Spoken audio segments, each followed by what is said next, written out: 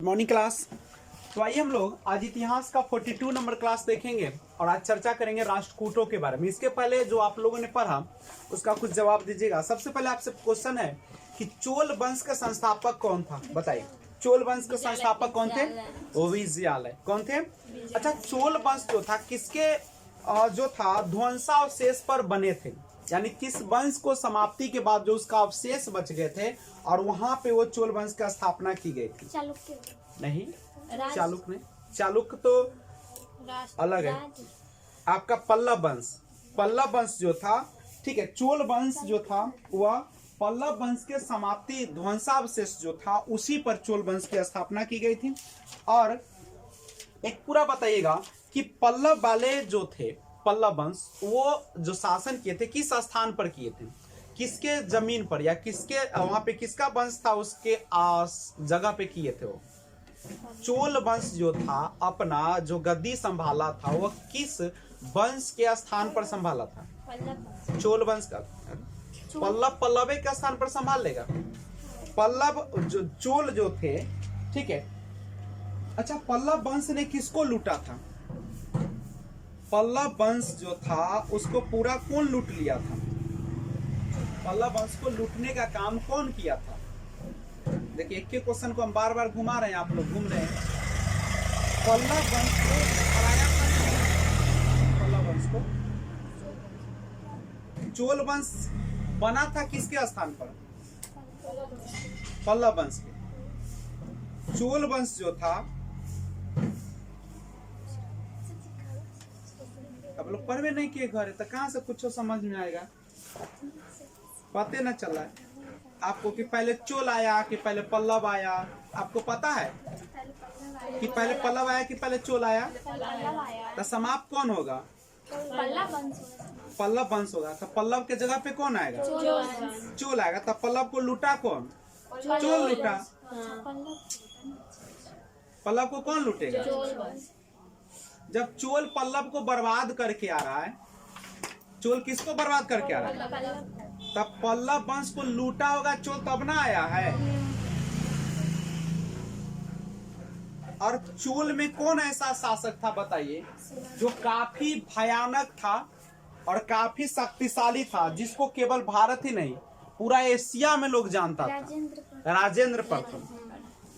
और राजेंद्र प्रथम जो था उसके डर से चीन भी डरते थे उस समय, पता है आपको। और उसी समय एक शासक था इंडोनेशिया के शासक, याद है उसका नाम, जिन्होंने चीन में जाकर कहा था कि वह मेरे सामने घुटना टेकता है राजेंद्र प्रथम। कौन था वो? महेंद्र शासक। और जिसको वह लाया था बंदी बनाकर, नहीं, और वहां से चीन के राजदूत को बुलाया था और कहा था कि देखिए यही है। नहीं, उसके बाद कहाँ चला गया था महेंद्र शासक? श्रीलंका अपने चले गया, नहीं, इंडोनेशिया को छोड़ दिया था। तो अब हम लोग यहाँ स्टार्ट करेंगे। अब देखिए, राष्ट्रकूट अगर आएगा तो कैसे आएगा? अभी इसके पहले समाप्त हो चुका। अभी देखिए, सब आपस में लड़ रहा है। पल्लवों को बर्बाद कर चुका है चोल, और चोलों के स्थान पर अभी कौन आएगा? राष्ट्रकूट आएगा। क्या चोल खत्म हो चुका है? चोल अभी है, लेकिन चोल वंश का एक शासक है, ठीक है। राष्ट्रकूट वंश का शासक है दंतीदुर्ग। राष्ट्रकूट वंश का शासक कौन है? दंतीदुर्ग। और उधर चोल वंश का एक शासक था जिसका नाम था कीर्तिवर्मन द्वितीय। पढ़े भी आप लोग। कीर्तिवर्मन द्वितीय था, और कीर्तिवर्मन द्वितीय को हरा देता है कौन?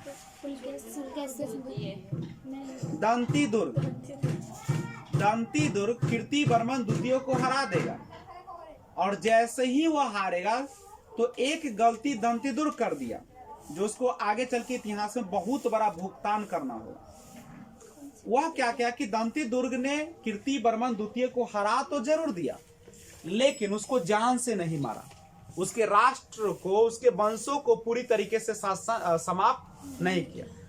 किसको? चोल वंश का। और जब पूरी तरह समाप्त नहीं हुआ तो सामंत बन के रहेगा, और सामंत बनकर रहेगा तो क्या करेगा? वो इंतजार करेगा। कब तक इंतजार करेगा? जब तक कि जो है कौन? राष्ट्रकूट कमजोर न पड़ जाए। और कमजोर तो भाई पढ़ना है एक न एक दिन, और वो इंतजार कर रहा है। इंतजार क्या वही कर रहा है कि उसके आगे आने वाली पीढ़ियां सब करेगा, सब करेगा। और जब उसकी पीढ़ियां आगे उसका इंतजार कर रहा था तो उसी समय क्या हुआ, यानी आप देख सकते हैं कि उसके विनाश का जो कारण बना वो कौन बना था। राष्ट्रकूट को अगर बर्बाद करेगा तो कौन करेगा, राष्ट्रकूट को कौन बर्बाद करेगा, चोल करेगा। और एक मामूली सी गलती, जिस समय उसने हरा दिया, किसको हरा दिया, किसको हराया, पल्लवों को। पल्लवों को कहां से हराया, अभी चालुक को हरा, चोल को हरा रहा है। नचिए आप लोग पहले दिमाग में इतिहास बैठाइए तभी मजा आएगा। सिंपल सी बात है, राष्ट्रकूट वंश आ कैसे रहा है, राष्ट्रकूट वंश कैसे आ रहा है, तो इसका संस्थापक है जिसका नाम है दंतीदुर्ग। इसका संस्थापक कौन है, दंतीदुर्ग। और इसकी राजधानी कहाँ पे है, राजधानी कहाँ पे है, मान्यखेट बनाएगा, मान्यखेट बनाएगा। कैसे बनाया, तो दंतीदुर्ग जो है कीर्तिवर्मन द्वितीय, कीर्तिवर्मन द्वितीय को क्या कर दिया, हरा दिया। हराने के बाद इसको मारा नहीं, छोड़ दिया। अब छोड़ दिया तो इसके शासक क्या करेगा, ये क्या बन के रहेगा, सामंत बनेगा। सामंत का मतलब जो क्या करेगा, शासक तो होगा, शासन तो करेगा, लेकिन सारा अधिकार जिम्मेदारी किस पर रहेगा, इस पर रहेगा, राष्ट्रकूट पर। जो कहेगा वैसे करना पड़ेगा इसको, प्लस वहां के टैक्स कर जो भी असला आएगा सब उसके पास जाएगा, नहीं ना होगा। लेकिन ये लोग इंतजार किए कि जिस दिन राष्ट्रकूट वंश के शासक जो है कमजोर पड़ेंगे हम उसको कूच के रख देंगे और मैं क्या कर लूंगा, नया अपना बनाऊंगा। कौन वंश, चोल वंश। देखिए चोल वंश समाप्त नहीं है, दो क्रम में शासन करेगा। एक तो करेगा वातापी वाला, और वातापी की सब कौन है, अभी सब वातापी वाला है। वातापी वाले जब यहाँ पे कीर्तिवर्मन द्वितीय हारेगा, सामंत बन के रहेगा और इंतजार किया कमजोर पड़ने का। और जिस दिन कमजोर पड़ेगा फिर ये क्या करेगा, हमला करेगा, और हमला करके फिर अपने राज्य को क्या कर लेगा, वापस कर लेगा। नहीं तो यहां से समझिए, तो राष्ट्रकूट वंश आया है किसके ध्वंसावशेष पर, पल्लव। पल्लव को ये बर्बाद किया है। और उसके बाद आया है कौन, राष्ट्रकूट। कौन आया है, राष्ट्रकूट। राष्ट्रकूट कहाँ से आया है, हो आप लोग उलझ जाते हैं, हम पढ़ाते हैं। चोल को बर्बाद करके आया है। किसको बर्बाद करके, चोल को। चोल जो है किसको बर्बाद किया है, पल्लव, पल्लव को। चोल को कौन बर्बाद किया, राष्ट्रकूट किया। देखिए इतिहास गौर से नहीं सुनिएगा समझिएगा तो आपको उलझा के रख देगा, ठीक है। तो पहले दिमाग आइए, तभी संभव है जब घर पे आप लोग इसको क्या कीजिएगा, रिवीजन, नहीं तो आगे पढ़ते जाएगा पीछे क्या होते जाएगा। आइए, राष्ट्रकूट वंश तो आ गया है, चोल के शासक कीर्तिवर्मन द्वितीय को हरा दिया है, सामंत बन के रह रहा है, वो इंतजार कर रहा है और 250 साल इंतजार करेगा, एक दिन दो दिन नहीं, और 250 साल, ठीक है। लेकिन अब आइए, राष्ट्रकूट में जो है आपका ये आ गया, कौन आ गया अभी, राष्ट्रकूट। राष्ट्रकूट में आ गया दंतीदुर्ग। दंतीदुर्ग ने अपनी राजधानी को कहां बना दिया, मान्यखेट बना दिया, करेक्ट है। अब यहां से आइए, इसके बाद इसके बाद इसका जो अगला शासक आता है उसका नाम है कृष्ण प्रथम। क्या नाम है उसका, कृष्ण प्रथम। कौन राजा है, कृष्ण प्रथम, ठीक है। तो कृष्ण प्रथम यहाँ पे आया, कौन वंश में आया कृष्ण प्रथम, राष्ट्रकूट वंश में आया। सबसे पहले इसने वो काम किया, इसने महाराष्ट्र में, महाराष्ट्र को एमएच लिख देते हैं, समझिएगा आप लोग। महाराष्ट्र में क्या किया है, कैलाश मंदिर का निर्माण करवाएगा। महाराष्ट्र में कौन मंदिर का निर्माण करवाएगा, कैलाश। और महाराष्ट्र में एलोरा ना, एलोरा का कौन मंदिर बनवाएगा, कैलाश मंदिर, नहीं, ठीक है, सॉरी एलोरा बोलते हैं। एलोरा में कौन मंदिर बनवा दिया, कैलाश। पूछेगा कि एलोरा में कैलाश मंदिर कौन बनवाया, कृष्ण प्रथम। कहाँ पे पड़ता है, महाराष्ट्र, महाराष्ट्र। तो महाराष्ट्र में आपका कैलाश मंदिर बनवाया कृष्ण प्रथम। एक बार फिर से आइए, सबसे पहले फिर से ऊपर से दिमाग लगाते हैं कि सबसे पहले जो आप चैप्टर पढ़ते हैं कि चोल वंश के संस्थापक था विजयालय। चोल वंश का संस्थापक कौन था, चोल वंशों को बर्बाद कर दिया और उसका जो ध्वंसावशेष था उस पर आया कौन सा, राष्ट्रकूट कि पल्लव आएगा, राष्ट्रकूट आएगा। अब पल्लव का बर्बाद कौन किया, पल्लव को बर्बाद कौन किया? चोल। और चोल को बर्बाद कौन किया? राष्ट्रकूट। राष्ट्रकूट में पहला शासक कौन आया? दंती दुर्ग ने किसको हरा दिया? कीर्तिवर्मन द्वितीय को। कीर्तिवर्मन द्वितीय किस वंश का शासक है? चोल वंश का है। और राजधानी कहाँ ले गया? मानेक। क्या यह सबसे बड़ी दंती दुर्ग का गलती है कि नहीं? अगर उसको मार देता, उसके राज को समाप्त कर देता, तो क्या फिर वह कभी कदम उठाता? नहीं। तो उसके बाद दूसरा आया कृष्ण प्रथम। कौन वंश का? राष्ट्रकूट वंश का। कृष्ण प्रथम ने आते ही क्या कर दिया? महाराष्ट्र में के एलोरा में जो कैलाश मंदिर का निर्माण कर दिया। ठीक है। और अब एक बात बताइए, अब जो है ये जो राष्ट्रकूट है वह वातापी के चालुक्य ध्वंसावशेष पर आया। किस पर आया? देखिए ये वातापी के अभी वातापी का चालुक्य भी बचले हैं। वातापी का जो चालुक्य है उसके ध्वंसावशेष पर कौन आया है? राष्ट्रकूट। करेक्ट है। अब यहां समझिए, इसके बाद ये ज्यादा कुछ कर नहीं सका। इसके बाद एक नया राजा आया जिसका नाम था ध्रुव। तीसरा राजा इसका वंश का ध्रुव है। यह बहुत बड़ा योद्धा था, काफी शक्तिशाली योद्धा था। और याद रखिएगा इसने क्या किया? त्रिपक्षीय संघर्ष में भाग लिया।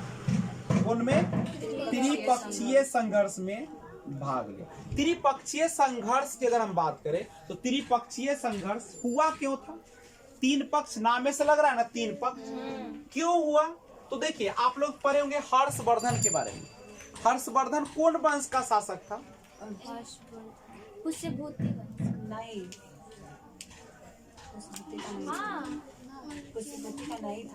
बताइएगा हर्षवर्धन किस वंश का शासक है?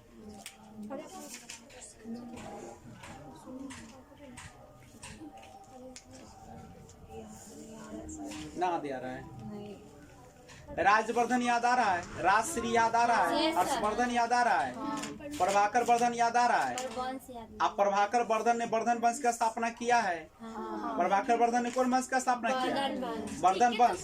वही है पुष्पवती वंश को वर्धन वंश भी कहा जाता है। ठीक है। तो प्रभाकर वर्धन ने वर्धन वंश का स्थापना किया और उसी का शासक है कौन? हर्षवर्धन।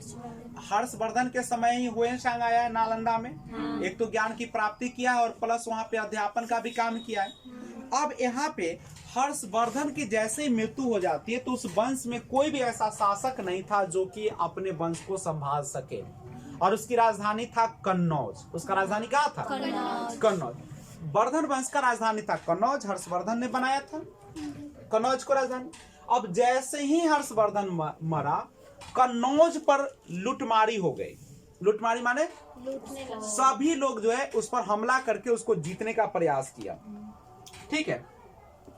और उस पर कौन कौन था? तो आप देखिए सबसे पहले गुजरात के जो प्रतिहार वंश था, गुजरात के प्रतिहार वंश जो प्रतिहार था गुजरात से, यानी गुजरात से प्रतिहार शासक ने हमला कर दिया। कहां पे कर दिया? कन्नौज पे।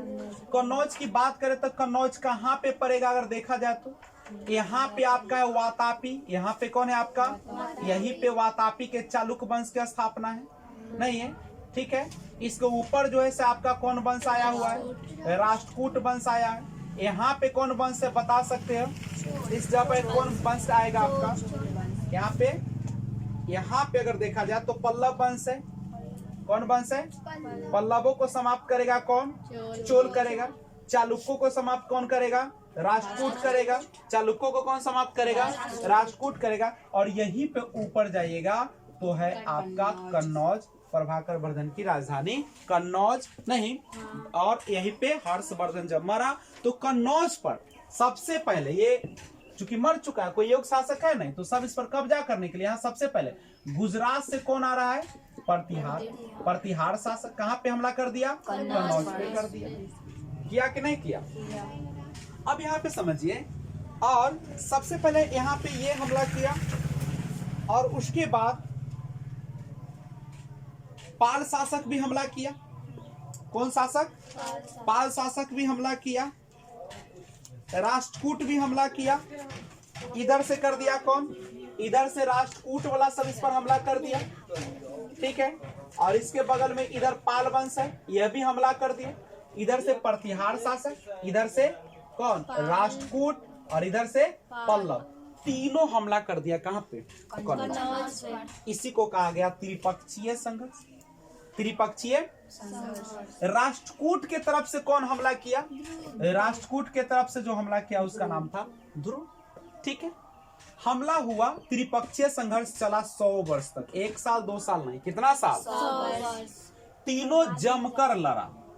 कौन कौन, गुजरात से प्रतिहार, गुजरात से कौन, प्रतिहार, राष्ट्रकूट, राष्ट्रकूट ही है ध्रुव, और से पल्लव, तीनों आपस में खूब हुआ वहां पे जीतने के लिए। लेकिन इसमें जीत किसको मिली, क्या पाल को मिला? अंततः इसमें गुजरात का जो प्रतिहार वंश था उसकी क्या मिल गई, जीत। ये सब लौटा, लेकिन इस सबका जनधन का बहुत हानि हुआ। भाई झगड़ा कर रहे हो, लड़ाई कर रहे हो, युद्ध कर रहे हो, तो बहुत सारा धन आपका होगा, सैनिक भी मारा जाएगा, बहुत नुकसान भी होगा, बहुत नुकसान हुआ। त्रिपक्ष यहाँ अभी ध्रुव कुछ कर नहीं पाया, वापस लौट गया। कहाँ लौट के आया,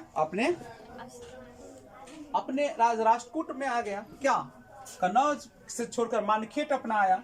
उसके बाद इसका अगला शासक आया जिसका नाम था अमोघ वर्ष। क्या नाम था उसका, अमोघ वर्ष जब आया, ठीक है, तो इसने खुद को कविराज के नाम से उपाधि लिया। कौन नाम से, कविराज की उपाधि इससे पहले भी बहुत सारे ले चुके हैं, और इसने भी क्या किया, कविराज की उपाधि लिया, ठीक है। और इसके दरबार में जो एक रहते थे उनका नाम था जीनसेन। क्या रहते थे, जीनसेन से प्रभावित होकर अमोघ वर्ष ने जैन धर्म की शिक्षा ले लिया। कौन धर्म के, जैन धर्म का शिक्षा ले लिया, जैन धर्म का मतावली बन गया। और यह जो था उस समय में साहित्य की पढ़ाई बहुत ज्यादा होता था। कौन चीज का, साहित्य का, ठीक है। और इसी के समय में कन्नड़ भाषा का सबसे ज्यादा विकास हुआ। कौन भाषा का, कर्नाटक का भाषा है कन्नड़। सबसे ज्यादा पूछेगा, सबसे ज्यादा कन्नड़ भाषा का विकास कब हुआ, अमोघ वर्ष के में हुआ। और ये वंश का नाम पूछेगा तो राष्ट्रकूटों के समय हुआ। और इसी के समय कन्नड़ के 3 महान कवि रहते थे जिसको कहा जाता था त्रिरत्न। क्या कहा जाता था, एक का नाम था पन, दूसरा का नाम था, ठीक है, रन, पन, रन, और एक था पुन, पन, पुन, रन, पन, पुन, रन। ये 3 कवि था किसके दरबार में, अमोघ वर्ष के दरबार में। और ये कन्नड़ साहित्य का बहुत ही विद्वान था, ठीक है। और इसीलिए इसको कहा गया त्रिरत्न। क्या कहा गया, ठीक है। तो पूछेगा कि कन्नड़ भाषा का सबसे ज्यादा विकास जो हुआ था वह किस वंश के समय में हुआ था, राष्ट्रकूट के वंश। राष्ट्रकूटों में सबसे ज्यादा किसके समय, अमोघ वर्ष, ठीक है। और ध्यान दीजिएगा एक और चीज, इसके बाद अमोघ वर्ष के बाद आया इंद्र तृतीय। इसके बाद कौन आया, इंद्र तृतीय। इंद्र तृतीय जब आया, ठीक है, तो इसने क्या किया, इसी के समय में एक यात्री था, अरब यात्री, अरब का रहने वाला अरब यात्री था जिसका नाम था अल मसूदी। कौन आया, अल मसूदी इसी के समय में आया था, यात्रा कर आया था, ठीक है। ये आपका इंद्र कौन, इंद्र तृतीय, इंद्र तृतीय। अब इंद्र तृतीय कुछ विशेष किया नहीं है, एक बार पहले क्वेश्चन कर लिया जाए, उसके बाद फिर आगे बढ़ते। सबसे पहले आपको बताना है, बताए चालुक्य वालों ने किसको धो दिया था, पल्लव को। और पल्लवों को कौन धो दिया, राष्ट्रकूटों। राष्ट्रकूटों को अभी कोई धोया है क्या, अभी, अच्छा है। राष्ट्रकूटों में जो पहला आया शासक, संस्थापक, वो कौन था, पहला कौन था? दंती दुर्ग। दंती दुर्ग ने किसको हरा दिया? कीर्तिवर्मन। क्या कीर्तिवर्मन द्वितीय को मारा? क्या उसके राजवंशों को समाप्त किया? इसको इतिहास क्या करेगा? बदला लेगा कि नहीं लेगा? इसलिए जब किसी से दुश्मनी लो तो कैसा लो? पल्लव को चोल न हराया था। हाँ, पल्लव को कौन हराया था? चोल, और चोल को अच्छा, राष्ट्रकूट हराया था। पल्लव को कौन हराया? चोल। और चोल को कौन हराया? राष्ट्रकूट। और चालुक, हम बोले चालुक ने किसको धो दिया? हम ये पूछ रहे हैं, चालुक को किसने धो दिया? चालुक वालों ने किसको धो दिया? पल्लव। एक ही साथ सबको हरा रहा है। इतिहास एक जगह रुकल न है। उधर से देखो, फिर से आई। सबसे पहले चलो पीछे, वहां से देखिएगा, पल्लव को कौन हरा दिया है? पल्लव को कौन हरा दिया है? चोल हरा दिया है। और चालुक वालों ने किसको धो दिया है? पल्लव। और चालुक वालों को कौन धो दिया? राष्ट्रकूट। और राष्ट्रकूट ने फिर किसको धो दिया है उधर? कीर्तिवर्मन द्वितीय, जो कौन वंश का है? चोल वंश। यहाँ तक साफ है, ठीक है। और राजधानी कहाँ पे बनाया? मानेक। दूसरा राजा कौन आया? इसने कैलाश मंदिर का निर्माण करवाया एलोरा में। उसके बाद ध्रुव आया, त्रिपक्षीय संघर्ष में भाग लिया। त्रिपक्षीय संघर्ष में भाग लेने वाला राष्ट्रकूट वंश का कौन राजा था? ध्रुव। कौन कौन इसमें त्रिपक्षीय संघर्ष क्यों हुआ? हर्षवर्धन के मृत्यु के बाद कोई भी योग्य शासक नहीं था कि उस वंश को संभाल सके। और उसकी राजधानी कन्नौज था। कन्नौज को पाने के लिए सभी 3 जो थे वंशों ने हमला किया। एक गुजरात के प्रतिहार वंश, राष्ट्रकूट वंश और पाल। राष्ट्रकूट के तरफ से कौन गया? ध्रुव। क्या जीत मिली? जीत किसको मिली? त्रिपक्ष पूछेगा, त्रिपक्षीय संघर्ष में कौन कौन हिस्सा लिया? प्रतिहार, राष्ट्रकूट, पाल। प्रतिहार, राष्ट्रकूट, पाल। कितने दिन तक यह चला? 100 वर्ष तक। ध्रुव उसमें नहीं जीत पाया, वापस आया। उसके बाद आया अमोघ वंश। अमोघ वंश को किस नाम से जाना जाता है? इसी के दरबार में कौन आया? जीनसेन से प्रभावित होकर कौन धर्म को अपना लिया? जैन धर्म को अपना लिया। कन्नड़ साहित्य का सबसे ज्यादा विकास कब हुआ? राष्ट्रकूटों के समय। कौन राजा के समय? अमोघ वंश। कन्नड़ साहित्य का त्रिरत्न किसे कहा जाता है? ये सब कवि है, सब क्या है? कवि। और तीनों कन्नड़ भाषा का महान कवि, इसलिए इसको त्रिरत्न कहा गया। जैसे अकबर के दरबार में कौन 9 रत्न रहता था, इसी तरह त्रिरत्न किसके दरबार में? पूछेगा कन्नड़ साहित्य का स्वर्ण काल किसको कहा जाता है? राष्ट्रकूट वंश। कोई दिक्कत? इसके बाद आया इंद्र तृतीय। इंद्र तृतीय के दरबार में कौन आया? अरब यात्री अल मसूदी। अच्छा, इसके बाद इंद्र तृतीय के बाद अब हम लोग एक बात यहां से और देखेगा, चालुक वाले ने पल्लवों को हरा दिया। चालुक वाले ने किसको हरा दिया? अब पल्लवों का अंत कर दिया कौन? राष्ट्रकूट। देखो, चालुक वालों ने पल्लव को धोया, अब पल्लवों का अंत कर दिया कौन? चोल। अब चोलों का अंत कर पाया नहीं, लेकिन हरा दिया। कौन हरा दिया? दंती दुर्ग। किसको हरा दिया उस वंश का? कीर्तिवर्मन द्वितीय कौन वंश का है? चोल वंश का। चालुक को धो दिया कौन? राष्ट्रकूट। अब बचा कौन है? सब धुआरा बचल कौन है बताओ तो? एक तरफ राष्ट्रकूट और एक तरफ चोल, दो ये होता बचले हैं। अब दोनों के बीच क्या युद्ध होगा कि नहीं होगा?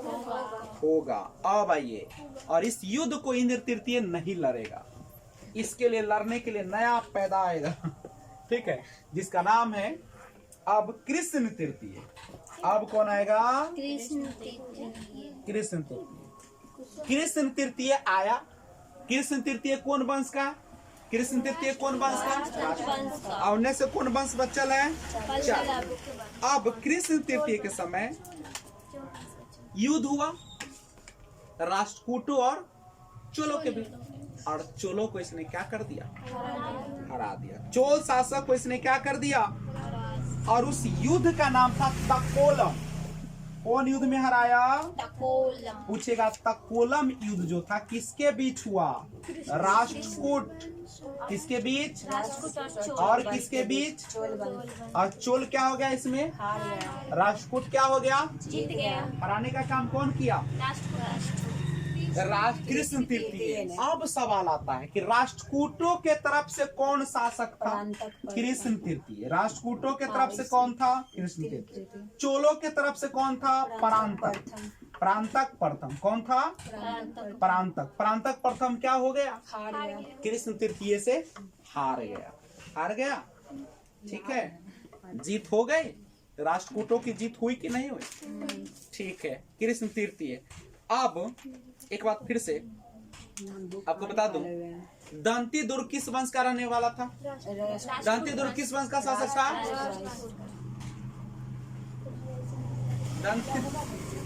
दंती दुर्ग कौन वंश का शासक था? ओए करीना, कौन वंश का शासक था? दंती दुर्ग कौन वंश का शासक था? हो राष्ट्रकूट। कौन वंश का? राजधानी कहाँ था? इसने किस चोल वंश के किस प्रतापी राजा को हराया? कीर्तिवर्मन। ठीक है, क्या इस वंश को पूरी तरह समाप्त कर पाया? और कीर्तिवर्मन द्वितीय कौन वंश का था? चोल का था कि चालुक्य वंश? चालुक्य के वातापी का था। चालुक्य के वातापी का। चालुक्य के वातापी। उस समय से चोल चोल हम लोग कर रहे हैं।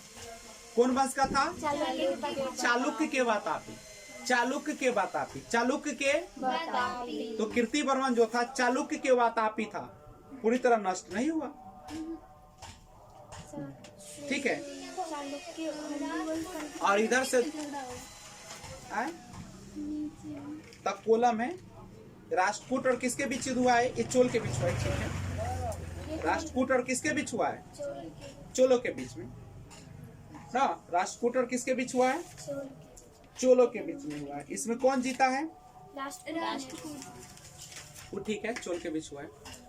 उसके बाद ध्रुव उधर से पिटा के आया था। कौन संघर्ष में? त्रिपक्षीय संघर्ष। कहाँ से? कन्नौज से।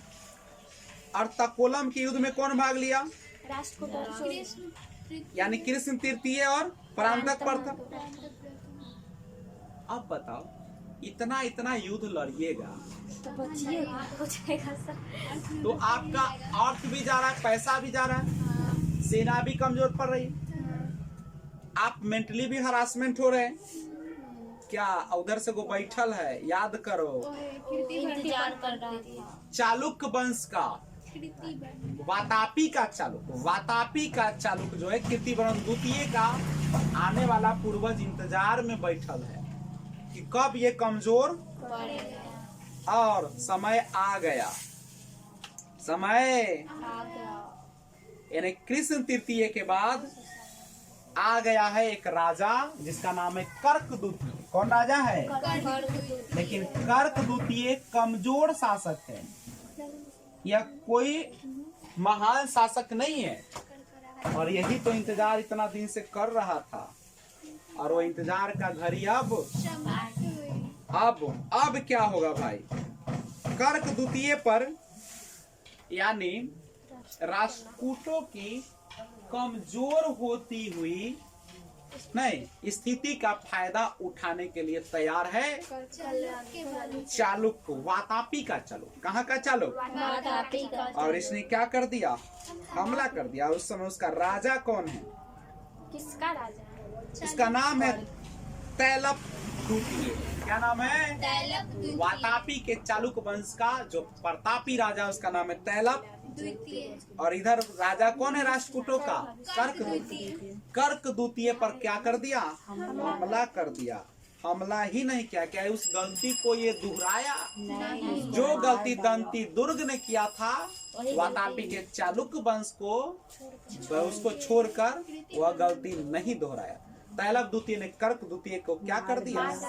मार दिया। ठीक है, और कहा याद करो वो दिन जब तुम मेरे वंश को तुमने क्या किया था? सामंत बना लिया था। भूल गया वो दिन? आज हम तुमको क्या करेंगे? याद दिलाते। और फिर से कहा तुम मेरे जमीन पर 2.5 साल कब्जा किया, अभी तुमको दिखाते हैं। मार दिया और अपना जमीन वातापी को क्या कर लिया? वापस ले लिया बउआ।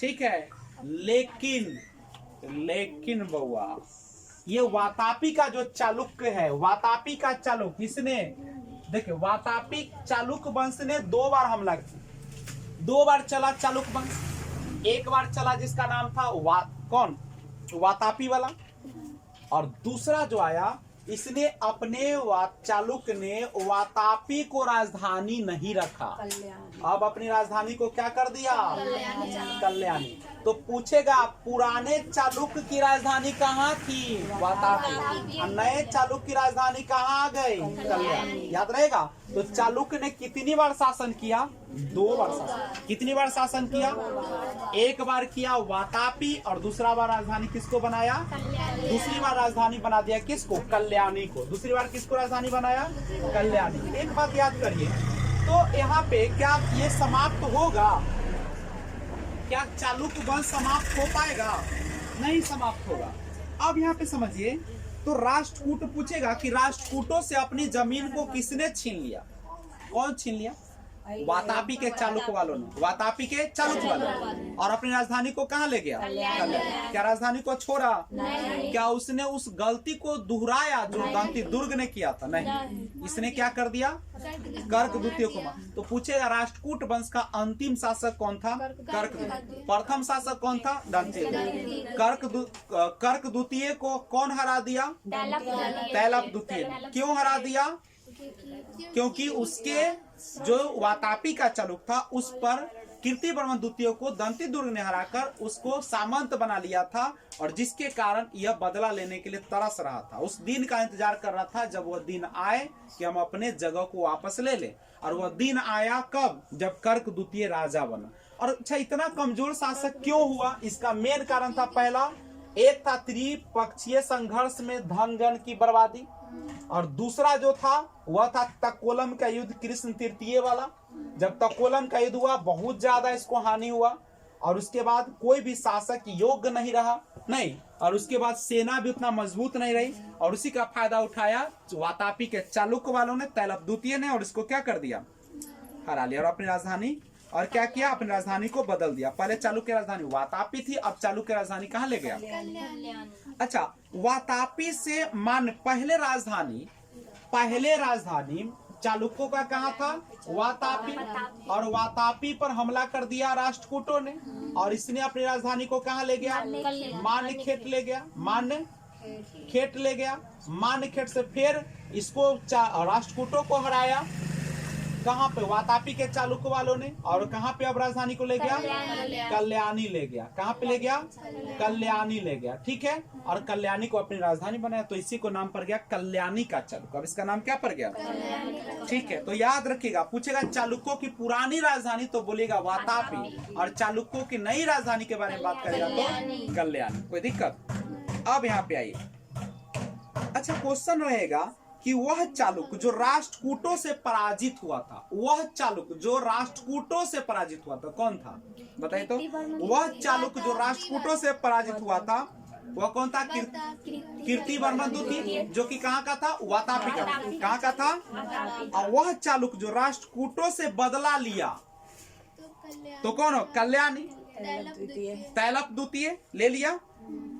अब एक बगल से देखिए, तो सबसे पहले आपका जो राष्ट्रकूट वंश है, अच्छा, राष्ट्रकूट वंश की कहानी लिया जाए। राष्ट्रकूट वंश किसके ध्वंसावशेष पर आया, राष्ट्रकूट किसके ध्वंसावशेष पर आया, किसके,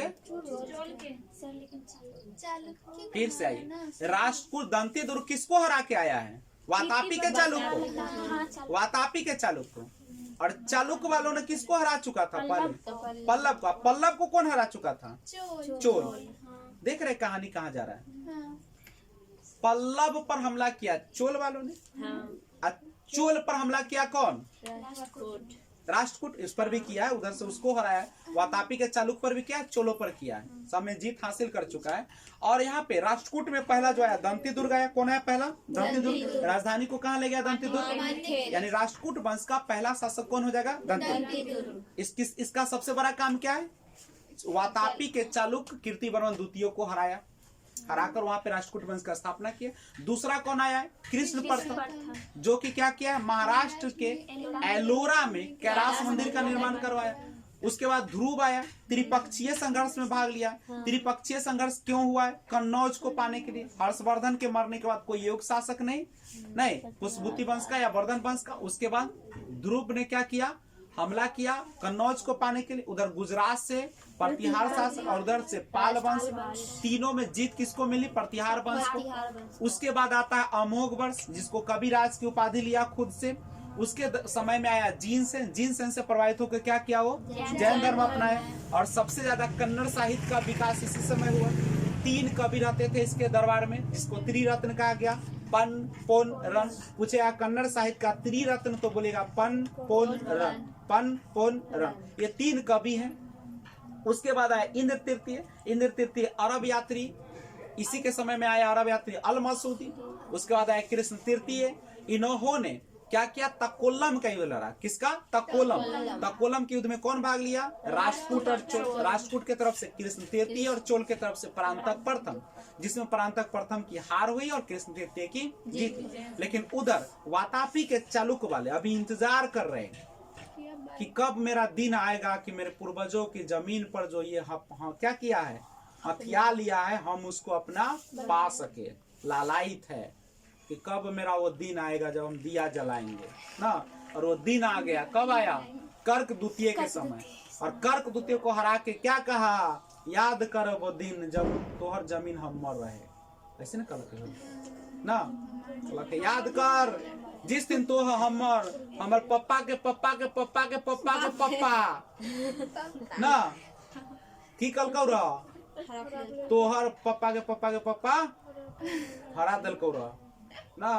भूल गए वो दिन तो आई ओकरे बेटा आयल हो यहाँ और हरा दिया कर्क द्वितीय को। और सब दिन याद दिला के उसके बाद उसको क्या कर दिया? मार दिया। कहा जाओ तुम्हारा मोक्ष की प्राप्ति हो गया, अब हमारा राज समय आया है। और कहा कि हम अब पुराने वाले खून पर हम राज नहीं करेंगे, अब हम वातापी का चालुक्य नहीं, अब हम अपनी राजधानी को कहाँ ले जाएंगे? और आज से कहलाएगा कल्याणी का चालुक्य। कहाँ का?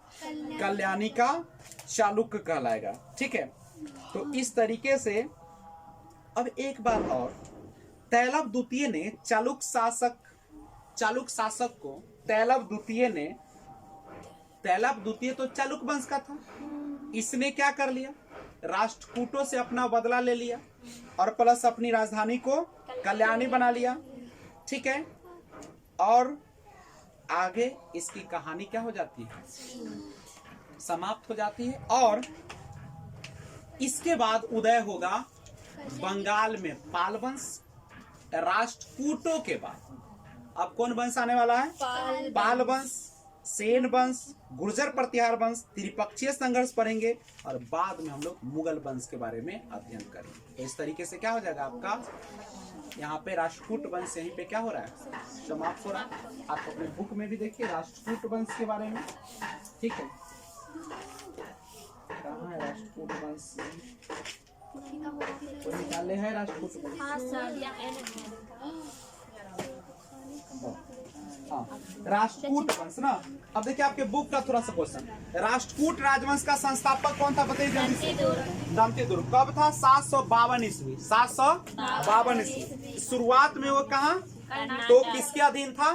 राष्ट्रकूट राजवंश का दंतीदुर्ग था और शुरुआत में वो कर्नाटक के चालुक्य राजाओं के अधीन था। केकरा अधीन था? चालुक्य राजा के अधीन शुरू में अधीन था। फिर ओकरा खत्म करेगा कीर्तिवर्मन द्वितीय को।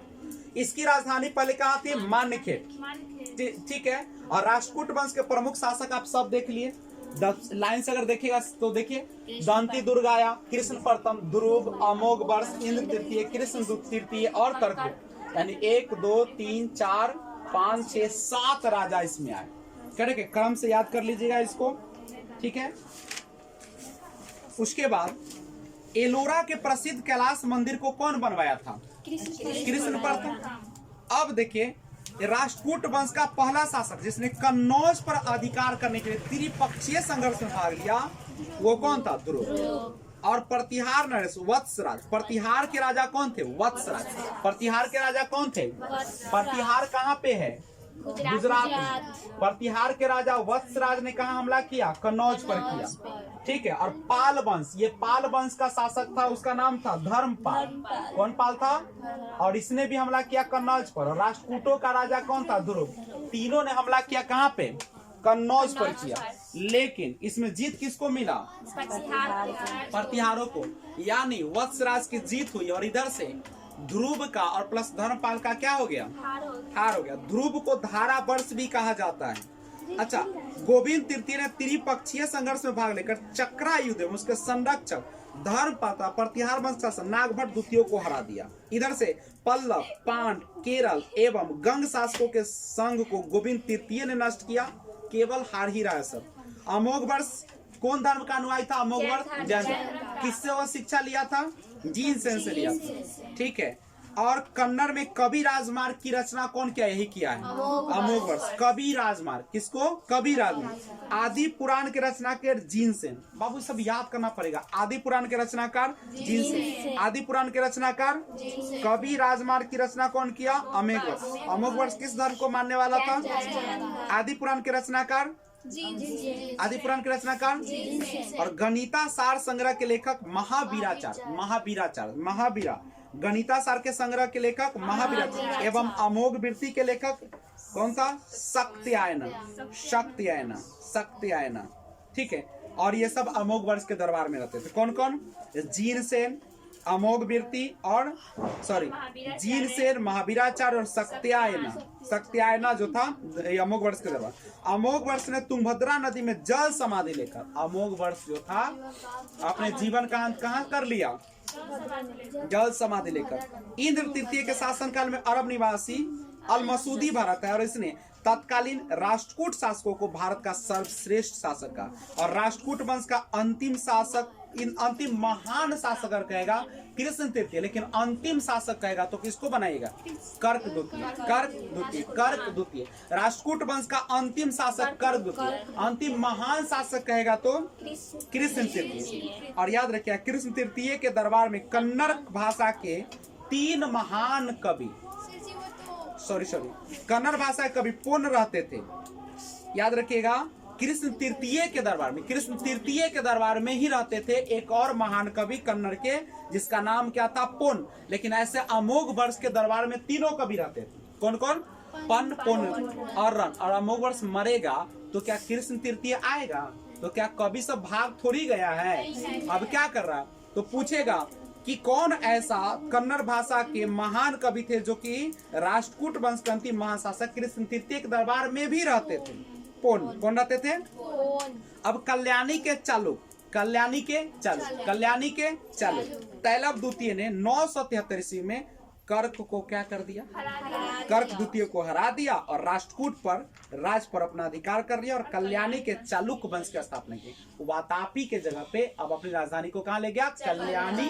कहाँ ले गया? कल्याणी। और नाम पड़ गया कल्याणी के चालुक, जहाँ राजधानी ओकरे नाम से। और एलोरा एवं एलिफेंटा ये महाराष्ट्र के गुहा मंदिरों का निर्माण राष्ट्रकूटों के समय हुआ। और एलोरा में 34 शैलकृत गुफाएं हैं। इसमें 1 से 12 तक बौद्ध, 13 से 29 तक हिंदू, 30 से 34 तक जैन। और बौद्ध गुफाओं में सबसे प्रसिद्ध विश्वकर्मा गुफा संख्या 10 है। और इसमें एक चैत्य है, वहां पर 2 मंजिली और 3 मंजिली गुफाएं भी हैं, जिन्हें 2 थल 3 थल नाम दिया गया। एलोरा की गुफा 15 में विष्णु को नरसिंह अर्थात पुरुष सिंह के रूप में दिखलाया गया। और एलोरा गुफाओं का सर्वप्रथम उल्लेख फ्रांसीसी यात्री थेबीनेट ने 17वीं शताब्दी में किया था। राष्ट्रकूट शैव, वैष्णव, शाक्त संप्रदायों के साथ साथ जैन धर्म के भी उपासक थे। और राष्ट्रकूटों ने अपने राज्यों में मुसलमान व्यापारियों को बसने तथा इस्लाम के प्रचार की स्वीकृति दी थी। और इसी के साथ ये क्या हो जाता है?